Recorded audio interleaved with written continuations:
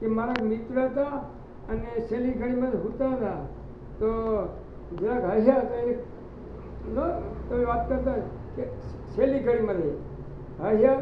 હા પછી હા રામજીભાઈ કરીને હા હું એ વાત કરો હતા. ધરતી કામ કરતા. હા અને ગમે તે માણસ એમ કહે છે ને રામ કેમ ભલે રામ કેમ છો હા રામ શોધે ના મોઢા નહીં ભલે આ સમય એ બીમાર પડે શુદ્ધ હતા ને હા એને બીજો કોઈ નહોતો કોઈને ઘરેથી પત્ની બાજુ બેઠા હતા હા પત્ની જરાક આ મોઢું મલકાયું હા તો કેમ કે હા ભગવાન દર્શન થાય તો આ માસ કરીને પ્રાણ નીકળી ગયા. વાહ ભાઈ બોલો લ્યો વાહ ભાઈ જ્યારે છેલ્લી હા આ તો વાત કરી એને એ વખતે ગમે તે માણસ આવે ઘરાક આવે તો રામ કેમ છો રામ આટલી લંબાઈ રાખું એ બધું રામ જ કે તો બધા રામ ફિટ કરતી હે હા દરેક વાતમાં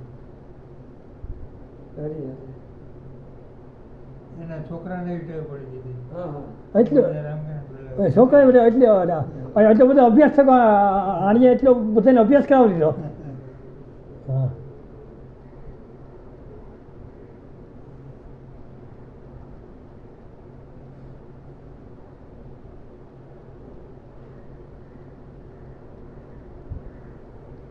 એની સ્થિતિ બહુ ગરીબ હતી હા એમાં એને કંઈક બ્રાહ્મણ કીધું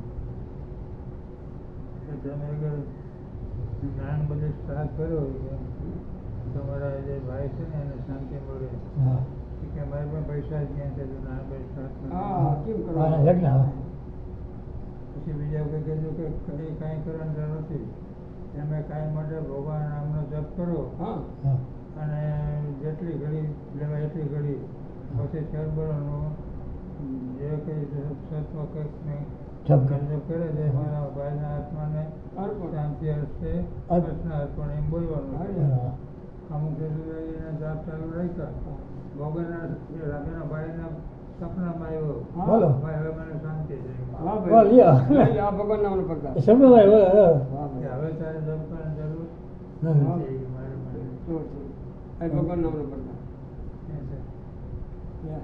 સપ્તાહ કરે છે માણસને એને પિતૃ લોકમાં જાય હા આમ ભગવાનના જાપ કરે છે ભગવાનને પામી જાય ભગવાન લોકમાં જાય હા, ભગવાન લોકમાં. ભગવાન લોકમાં જાય બરાબર અને એક પૈસાનો ખર્ચ નહીં ખર્ચો એનો ખર્ચો કેટલો આવે હારી હારી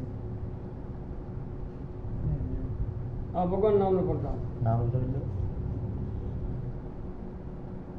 બહુ બાપુ સોરી કરતી હો બહુ સોરી કરતી સાચી વાત તમારી છે.